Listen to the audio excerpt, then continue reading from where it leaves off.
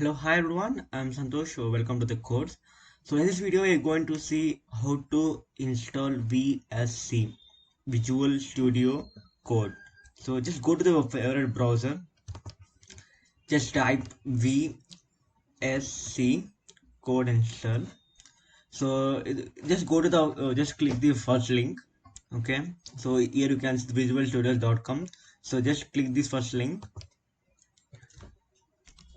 So yeah, here you can install the your favorite one. Like if you're using the Windows, then you can install this, you can click this link. So if you're using the Mac, you can just click this one. If you are using the Linux, so you can use this link. So after installing so you need to download now here. So select which bit you are using. So if it is 64 or 32. Okay. So thank you everyone.